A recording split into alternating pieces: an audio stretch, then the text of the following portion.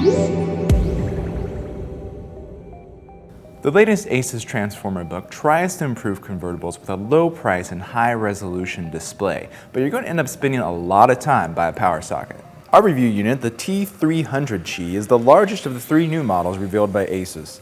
It's the one with the most mainstream appeal due to its 13-inch display, which in our review unit boasted 2560 by 1440 resolution. It's a sharp panel for a machine that sells at $799. Now, the display detaches from the keyboard for tablet use. There's no latch, a strong tug does the job, and Asus has tuned the mechanism well so it's just secure enough to prevent accidental detachment, but not so strong it becomes a big hassle. Once detached, the display is a thin tablet weighing about 1.5 pounds.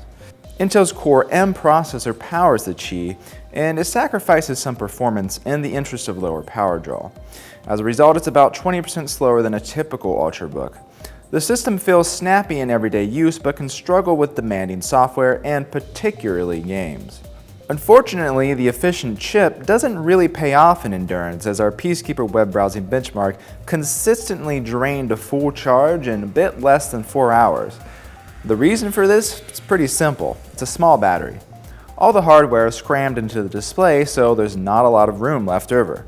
Asus does offer competitive pricing, as an entry-level 1080p model is only $699, and as mentioned, our 1440p model is $799. Yet the short battery life is pretty hard to excuse given the T300's purpose. A thin and light system like this should be ready for travel, but this model will keep you on the hunt for a nearby power socket.